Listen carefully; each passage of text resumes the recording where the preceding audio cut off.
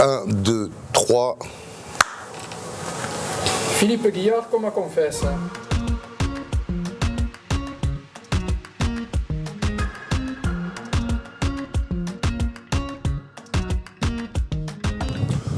La Guy, c'est le joyeux, et puis Guillard, c'est celui qui le père de famille, le responsable, le travailleur. Quand je signe mes contrats au cinéma, je signe Philippe Guillard, je signe pas la Guy. Mais quand je signe une bouteille en boîte de nuit, je signe la Guy. C'est deux personnages qui, d'ailleurs, l'influence, c'est que heureusement que Philippe Guillard, de temps en temps, rattrape la Guy par le collet, car celui-là, il est un peu plus... un peu plus comme à l'époque où, tu vois, crochet intérieur, machin, ça navigue un peu plus, quoi. Borderline parfois, mais toujours élégant. Et ben, sa maman l'appelait Titounet. Il était hyper introverti, en fait, et puis peur de tout. Je me souviens qu'à la gendarmerie en Guadeloupe, il y avait un mec qui me martyrisait, je sais pas pourquoi, il me mettait des raclés. Et j'allais pleurer chez ma mère, et mon père, qui était un ancien parachutiste, est devenu gendarme. Il en pouvait plus, donc il m'a dit, écoute, règle le problème, là, j'en peux plus. Mets-lui un coup de planche ou ce que tu veux, un coup de bois sur la tête. Et le mec, je me souviens, il avait des lunettes. Et j'étais descendu, j'avais quoi? J'avais 8 ans, 7 ans. J'étais descendu, j'avais pris un truc, je crois vraiment une planche de bois, je sais pas où je l'avais chopé, mais je lui ai dit, viens, faut que je te parle. Et je lui ai mis dans la gueule. Et le mec, les lunettes explosées, terminé. Et à partir de ce jour-là, on m'a plus fait chier. Parce que je pense que il voyait que j'avais un peu la trouille, donc il avait pris l'ascendant sur moi. Et j'étais devenu un petit peu le souffre-douleur. Jusqu'à ce moment magique où je lui ai fait exploser. Mon père a eu un blâme, parce que c'était le fils d'un gendarme aussi, tu vois, on était dans une gendarmerie, donc il y a des règlements, quoi. T'as pas le droit, normalement, de prendre une planche en bois et de la mettre et de faire exploser les lunettes du petit. Mon père a dû payer les lunettes. Il a eu un blâme, mais il m'a dit, c'est bien, Mino. Au moins, ils vont plus t'emmerder, tu vois. Et c'est vrai qu'ils m'ont plus jamais fait chier. J'ai toujours vécu dans une atmosphère de footballeur. Mon oncle, j'ai une mère juive pied noir. Mon père catholique breton, ils se sont mariés en Algérie, justement pendant la guerre. Et j'avais un oncle, mes deux oncles jouaient au football, c'était vraiment des bons footeux. J'ai un oncle qui a joué à Marseille, à Ajaccio, dans les années 70, quand ils sont rentrés d'Algérie. Donc j'étais vraiment... Et mon père, c'était la route de l'Orient, le stade Rennais. Je dessinais Raymond Kérusoré, Marcel Aubourg. Et en plus, je suis allé même à la finale de 70 en France. On était en passage. Il y avait les artichauts sur le terrain? Ouais, Marcel Aubourg. Et je l'ai vu à Colombes en 71 remporter la Coupe de France contre Nice 1-0. Et on y était avec le petit train et tout, de Paris, avec toute la famille Guillard, parce qu'à l'époque, les oncles et tout étaient footballeurs. Et sans savoir que des années après, ce serait le stade où je jouerais avec le Racing pendant 10 ans, quoi. Ouais, belle histoire, hein. J'ai commencé à jouer au rugby en Guadeloupe. Parce que les mecs avaient... Alors, si tu veux, c'est notre gendarmerie, on était en Guadeloupe, là, plus personne ne me mettait de coups, j'avais réglé les problèmes. Et puis, c'est vrai que je jouais au foot, moi, mais je jouais au foot un peu comme un rugbyman. Et dans la gendarmerie et les militaires, il y a beaucoup de mecs du Sud-Ouest, tu vois. Et les mecs du Sud-Ouest, il y avait un championnat de Martinique, les mecs de la coopération, tout ça. Ils avaient monté des petits clubs, le Good Luck, l'US Robert, je sais plus. Et il y avait les militaires, le club des militaires, et la gendarmerie, c'était le club colonial. Et moi j'avais 14 ans, quoi. Et quand on faisait des foot le dimanche à la plage et tout, au barbecue, il y avait toujours des mecs. Et les mecs, je jouais au foot un peu comme un rugbyman, j'étais un peu prapam, tu vois. Et du coup, les mecs m'ont fait, mais pourquoi tu viens pas au rugby? J'ai dit, c'est quoi ça? Ça a l'air sympathique, et j'avais jamais vu un match de ma vie. Et j'y suis allé la semaine, et j'ai joué au club colonial. Premier entraînement, on m'a dit, tu vas être demi-mêlée. J'ai dit, putain, c'est quoi ce poste? Tu vois le ballon, ça c'est la mêlée, comme ça. Hop. Là, tu donnes au mec qui est là. toujours. Tu le cherches toujours. Il faut toujours que tu vois où il est. Avant de faire la passe, tu regardes où il est, c'est lui, c'est le numéro 10. Et ça m'a plu. Ça m'a plu parce que il y avait un petit côté. Alors ça m'a plu très vite parce que ça m'a permis. Alors, en plus, je jouais qu'avec des mecs de 25-30 ans quand même. 14 ans j'avais. Mais ça m'a plu tout de suite parce que j'avais des potes d'un seul coup, tu vois, plein de potes sympas. Mon père me laissait sortir à 14 ans parce que j'étais avec des militaires. Il aurait jamais dû. C'est là où j'ai commencé à apprendre à déconner, quoi, tu vois. Évidemment, quoi. Donc, mais ça a été une belle. Et voilà. Puis il y avait un mec qui s'appelait Didier Fortine, que je salue s'il m'entend, parce que je sais il est du côté de Lannemezan. Et c'est un Ariégeois que j'adore, qui était l'entraîneur, capitaine, joueur, trésorier, président du club colonial. Et il m'a dit, Samy, c'est mon surnom, j'ai un surnom, Samy, quand tu rentres en métropole, tu me promets, tu continues le rugby, tu vois. Et je l'ai appelé 35 ans après. Moi, je venais pas du foot, je venais pas du rugby. J'arrive au rugby, et tout le temps dans la vie, il y a toujours des phares et des repères. Lui était le premier repère, j'avais 15 ans, mon père, il connaissait rien. Il m'a fait la gueule parce que je partais au ballon-voile et ça l'emmerdait parce qu'au foot, il y connaissait quelque chose, il pouvait me casser les bonbons sur le bord de la touche, tu vois. Il pouvait me faire le fils à Joe, mais au rugby, il n'était pas invité, donc il venait pas. Et il y avait ce mec, quoi, tu vois. Et donc après, bah voilà, j'ai fait mon chemin. Pareil après pour, voilà, t'as toujours un mec qui t'inspire. Et pour le rugby, ça a été lui. Ouais. Et après, ça a été Robert Paparemborde au Racing. Ça commence à être galvaudé, les valeurs. Enfin, c'est pas galvaudé, parce que ça existe vraiment. Mais c'est un peu trop banalisé. C'est-à-dire que d'un seul coup, les valeurs, l'Ovalie et tout, mais le sport en général. Le sport éducatif en général. Après, le sport professionnel, c'est un autre truc. Mais quand même, 90% du sport, c'est éducatif, amateur. Il y a très peu d'élites, en fait. Il y a combien d'équipes de volley, combien d'équipes de basket, combien d'équipes, il y a 14, top 14. Mais il y a 6000 clubs écoles de rugby, écoles de basket, le judo étant sûrement le sport le plus pratiqué. Donc le judo est une école de la vie.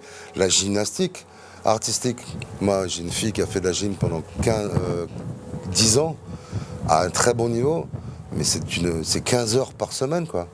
De 8 ans à 15 ans, quoi. Tu dis, mais mais c'est une école de la vie, je la vois comment elle est maintenant. Ouais, donc le sport en général.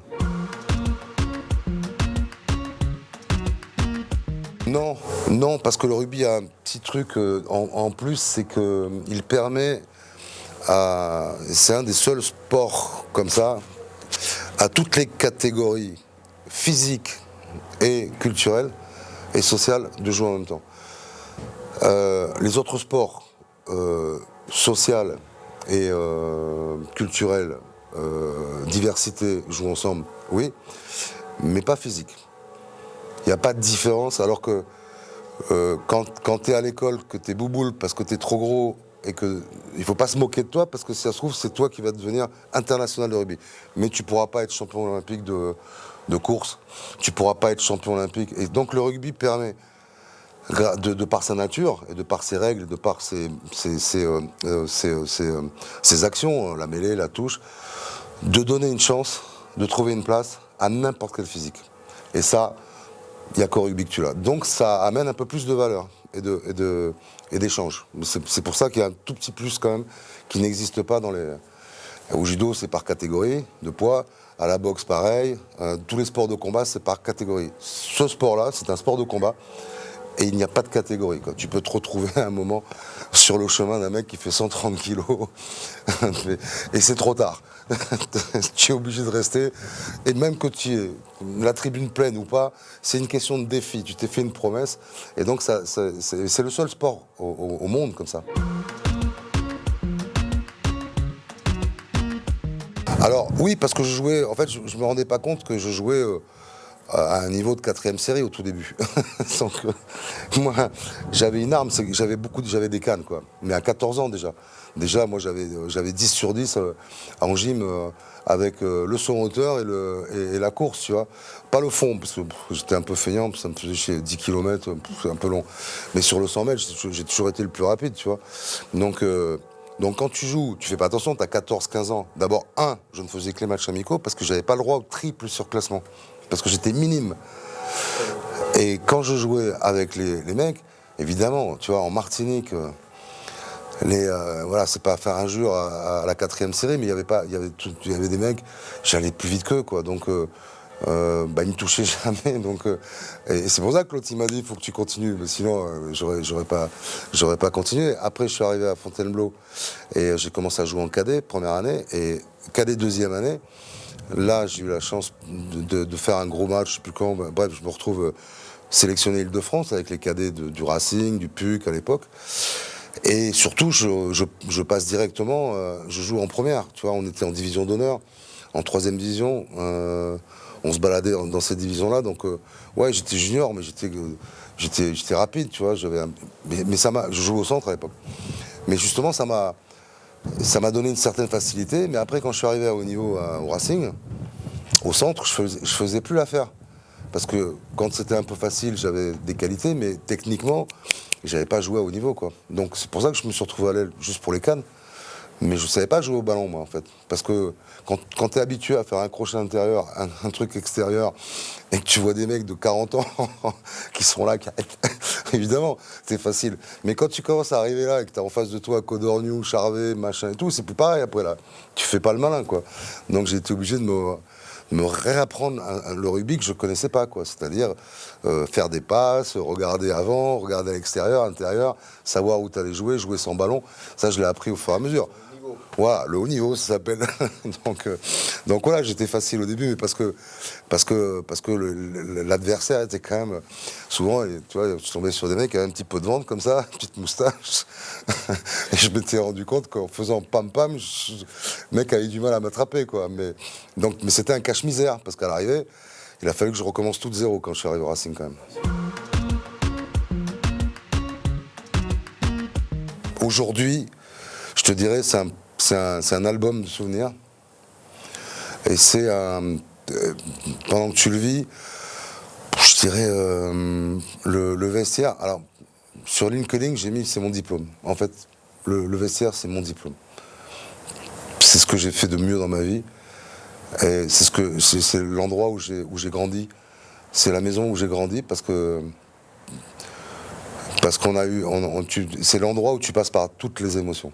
Voilà, c'est là où il y a, et c'est l'endroit où tu peux en profiter intimement, pas quand tu fais la fête avec le Brennus dans les boîtes ou dans les bars et tout, où t'es plus intime. Mais là, t'es avec ta famille, t'es avec tes proches, t'es avec ton équipe et ouais, tu peux, voilà, parce que selon les matchs, voilà, des fois tu te marres, des fois tu éclates de rire.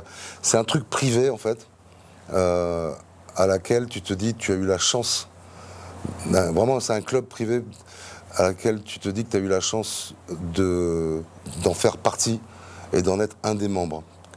À tous les niveaux, hein, parce que le VCR, c'est ce qu'il y a de commun à tous les niveaux de rugby. C'est-à-dire que les mecs, les émotions, elles sont pas plus fortes spécialement là que là, elles sont pareilles. Le mec qui est champion de France de première série va ressentir exactement, si on pouvait mesurer comme on mesure la musique, le décibel, le bruit, etc., on aurait exactement les mêmes mesures pour un champion de France de première série, pour un champion de France de top 14.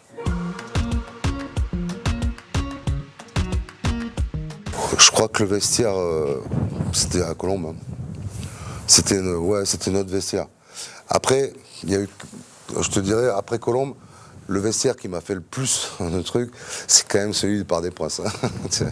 C'est-à-dire que tu vas jouer là où tes idoles, Platini, Maradona a joué, enfin tu vois, tu te dis, ouais, tous, hein, les grands joueurs, tu vois, donc de rugby ou de football quand même. Donc c'est le Parc des Princes, quoi. T'es dans les vestiaires du parc. c'est ce que, voilà, c'est ce que je crois que j'avais participé à un doc sur la vie du Parc des Princes, tu vois. Et ouais, j'avais dit, moi, j'ai joué sur la même pelouse que Zlatan Ibrahimovic quand même. Excuse-moi, mais bon, tu vois. Donc il faut qu'il arrête de penser qu'il est seul. Hein. On est plusieurs à avoir joué et à s'être assis sur les mêmes planches. Et nous avant lui. Hein, donc non, mais voilà, c'est pour rigoler. Mais ouais. Et je vais même te dire d'autant plus que mon père m'a amené. Alors tu vois, j'ai le stade de Colombes. Mais mon père m'a amené le premier match d'inauguration, le vrai match d'inauguration du Parc des Princes en 70-71. C'est une rencontre d'équipe de France militaire, c'est pour ça qu'on avait accès, contre l'Union soviétique. C'était c'était CCCP là. Je me souviens parce que et mon père avait eu la chance de pouvoir aller sur la pelouse avant le match. J'étais sur la pelouse du Parc des Princes. Sans savoir non plus. En 71, c'est la même année Colombes, mais sans savoir qu'un jour j'aurais on a fait 3 matchs là, enfin 2 finales. Donc ça c'est toujours une émotion encore particulière pour moi parce que le parc, surtout quand ton père est dans les tribunes, donc il y a forcément un rapport affectif et de souvenirs très intense et très fort quoi.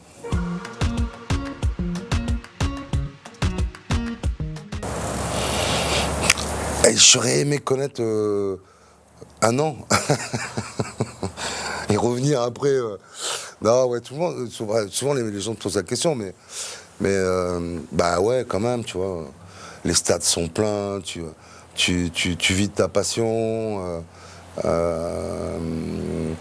Ça t'empêche pas de faire la bringue, hein, quand même. J'en ai vu quelques-uns quand même. Donc ça t'empêche pas non plus de vivre le truc aussi d'une manière. Non pas festive, mais vraiment rugby, quoi, convivial et tout. Ouais, tu sais, quelque part, alors bizarrement, on l'a vécu, moi j'ai eu la chance de le vivre sans le même salaire au bataillon de Joinville. Quand on faisait l'armée, on était l'équipe de France militaire, on était à Fontainebleau, le bataillon de Joinville, il y avait l'équipe de France de football, il y avait les tennismen, il y avait des trucs, et on s'entraînait 2 fois par jour, avec le regretté Michel Bernardin. Et on a tous connu ça, tu vois, à peu près. Donc, c'était quand même sympa, quoi. Tu vois, tu te lèves le matin, tu vas t'entraîner. L'après-midi, une petite sieste. Après, tu vas t'entraîner. Tu pars jouer, enfin là, en l'occurrence, les pros. Tu fais des gros matchs tous les week-ends. Donc, maintenant, est-ce que j'aurais joué? Ça, c'est une autre question. mais j'aurais aimé, ouais, j'aurais aimé. Je me serais pas posé la question, puisque j'aurais forcément un vieux con qui m'aurait dit c'était mieux à mon époque. Mais voilà quoi. Après, je regrette pas. Nous, on a vécu une très belle époque aussi. Toutes les époques sont belles. Donc voilà, on est dans le pro là. Moi, je trouve que le socle est toujours le même. C'est le système qui a un peu changé, qui a beaucoup changé. Avant, c'était les hommes qui faisaient le système à notre époque. Aujourd'hui, c'est le système qui font les hommes. Mais les hommes, ils n'ont pas changé, eux. Donc ils se cachent maintenant. Pour faire la bringue, des fois ils se cachent, parce que sinon, avec les réseaux, machin. Mais c'est des bons mecs, là, l'équipe de France, je les vois, j'en connais quelques-uns et tout, c'est des mecs comme nous, c'est des bons mecs. Sauf que le système a un peu changé, quand même.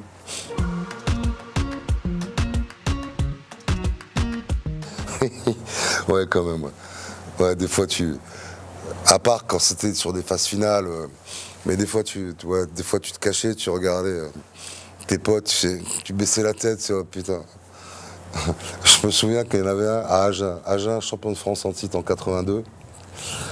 Et on a un entraîneur qui nous dit avant le match, nous on arrivait de 2e division, donc de groupe B comme on dit. Donc on arrive au groupe A, premier match, c'était le champion contre le promu, tu vois.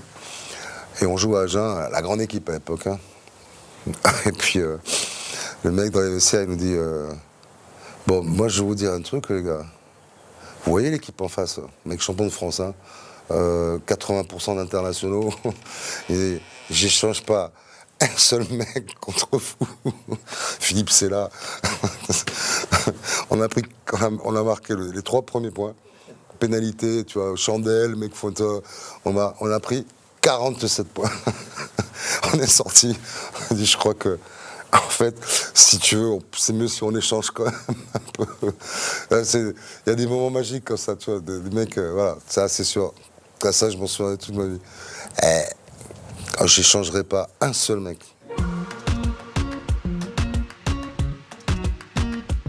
Claude Hatcher. Claude Hatcher, quand il arrivait, il enlevait son dentier, il le mettait dans un verre avec un stéradant, il le posait là, il mettait un truc. Parce que je crois que quand il avait joué à Nîmes, il s'était fait démonter, je sais pas où, mais il avait plus de dents là, hein, vraiment tout cassé quoi. Donc il avait. Et là, il faisait. Et là, c'était la première année où il arrivait, et nous, on n'était pas prêts à ça quoi. Nous, on était des hirondelles un peu. Hein. Dès qu'on faisait ça, ça partait. On avait un paquet d'hirondelles quand même. Le paquet et nous derrière, je t'en parle même pas. Nous, on était. Tu faisais ça partait dans tous les sens quoi.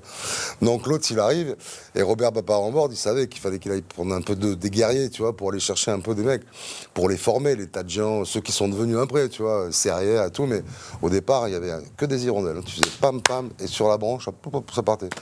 Donc Claude il était là il avait été recruté pour jouer les sergents-chefs, tu vois, à l'unité spéciale de West Point. Et là, ouais, il prenait les mecs comme ça, il fallait pas traîner, quoi. Tu vois, tu passais derrière, t'allais t'échauffer derrière, parce que dès qu'il te chopait, il te revenait comme ça, la guille, même derrière, il faut il te faisait les cervicales, quoi. Avant même de jouer, t'avais mal. Et ouais, c'est. Mais dans un rôle, parce que c'est un grand cœur tendre, mais dans un rôle. Il y a une sorte d'appartenance à une idéologie, le rugby. Avec un maillot, tu te fais des promesses. Alors peut-être pas des mecs comme moi, parce que moi j'avais pas besoin d'extraire de la violence en moi. Mais le rugby permet sûrement à des mecs de pas se foutre sur la gueule dans les balles populaires du samedi soir. Parce que justement, il y a un règlement là. Et quoique, à notre époque, le règlement était quand même un petit peu bafoué, mais il y avait des règles quand même, il y avait des codes. Et donc, si tu veux, ça a permis à certains, on en avait, nous, Racing, hein, Jean-Pierre Jeunet, c'était le plus pénible, hein, on parle de tas de gens, mais le pire, c'était Jean-Pierre. Hein. Jean-Pierre, dès 15h, on enlevait la goupille, ça... Mais... c'est des mecs qui ont une certaine force, hein, une certaine violence, il faut que ça se libère. Donc le rugby a permis, je pense, à pas mal de mecs de maîtriser ça au quotidien, parce qu'ils avaient le dimanche pour pouvoir... et puis en face, faut pas croire, hein, t'avais les mêmes. Hein. Donc c'est pour ça qu'après les mecs s'embrassent, c'est parce qu'il y a du respect quand t'as un mec qui te fait pas marrer non plus en face, quoi. Il y a un match, quoi. Aujourd'hui, quand tu vois... Tadjian et Moscato qui s'embrassent, quand tu vois Moscato et Louvet qui s'embrassent, faut pas oublier 91 quand même, tu vois. Donc, c'est pas exacerbé, je trouve qu'on a tous un petit côté où on a envie, tu vois, de se défouler, quoi. D'autres sont plus violents que certains, et ce qui amène, et ils se jettent sur le rugby pour ça.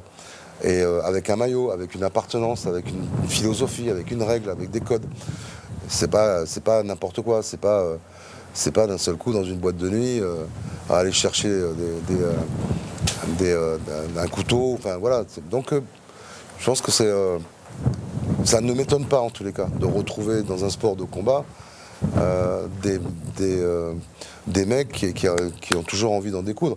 Mais c'est tout. Ben, je trouve que en même temps ça parle beaucoup. C'est-à-dire que ça veut dire que dans ta personnalité il y a deux trucs quoi. Et moi je crois que les Anglais ils ont parce que moi j'ai lu dans un truc, c'est que les Anglais se sont servis de ce sport-là qui a été inventé par un Anglais hein, dans la ville de rugby, qui a été inspiré, parce qu'ils ont vite compris que les mecs ils se foutaient sur la gueule et qu'après ils étaient sages à l'école. Et ils en ont fait exactement comme la boxe anglaise était aussi de ces vertus-là. Qu'on pouvait enlever le mauvais de l'homme pour garder que le bon, à partir du moment où l'homme dégageait physiquement et moralement toute sa haine, toute sa colère. Et après, à l'école, le mec, il arrive à 10h, il est bien calmé, quoi. Et je te jure que je suis sûr que c'est vrai. Parce que c'est les universités anglaises qui ont fait ça au départ. Et qui ont vraiment promu et qui ont fait les inters. C'est-à-dire que d'un seul coup, tu appartenais à une université, tu allais jouer d'où Oxford, Cambridge, tu vois. Mais ça a ces vertus-là au départ, le rugby. Parce qu'il n'y a pas de règles, c'est nul. Tu vas pas au spectacle, tu regardes pas, c'est des mecs qui se foutent sur la gueule. Sauf qu'en plus, mieux que la boxe, parce qu'ils sont pas 1 contre 1. Ils sont 30 contre 30. Donc tu mets 60 personnes tranquilles, quoi, tu vois. Et après, toi, tes profs, t'arrives, ils sont tous calmés, quoi. Et je pense qu'il y a une vertu comme ça. C'est pour ça que le prolongement de tout ça, bah, c'est Tadjean, c'est Dejean, c'est les anciens universitaires d'Angleterre. Hein. Voilà.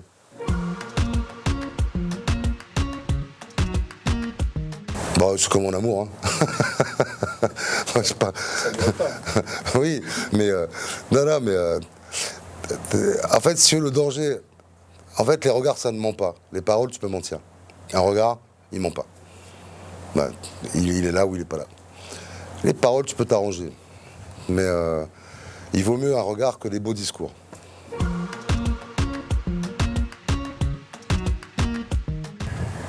C'est trop tard. Je dirais que le dépucelage a été fait. Et que maintenant, ça ne sert plus à rien de l'avoir d'ailleurs, parce qu'il ne se passe rien maintenant. Donc aujourd'hui, c'est devenu alors banal et sans intérêt. À l'époque, c'était quand la télé est rentrée, c'était un peu intrusif, mais le rugby l'a laissé faire, ce qui a donné aussi une dimension médiatique de curiosité qui a fait que les gens ont vu ce à quoi ils n'avaient jamais eu accès. Et parfois, ça fait des belles choses. Tu vois des trucs, tu dis putain, ouais, t'as envie d'être là, quoi. Tu dis ah bah ouais, moi j'ai envie de jouer au rugby pour vivre ça. Là maintenant, ça sert plus à rien. C'est-à-dire que je vois, voilà, les mecs ils mangent des trucs, ils sont à l'intérieur, ils parlent. On n'a pas le droit au son, je crois qu'il n'y a pas le son, donc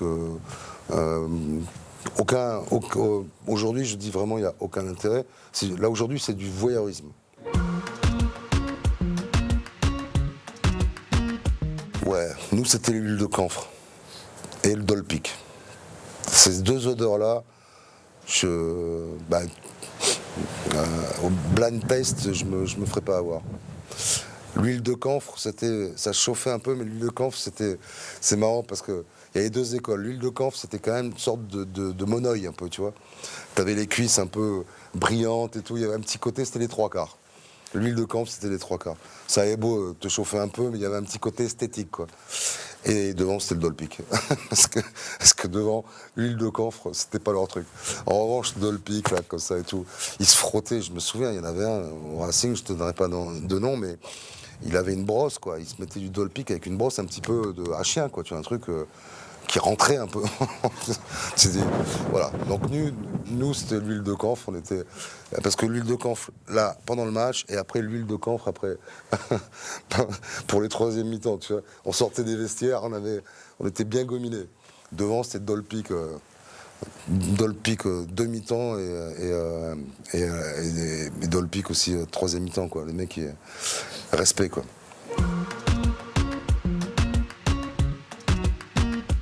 Bah parce que justement pour tout ça, c'est l'huile de camphre contre le dolpic, c'est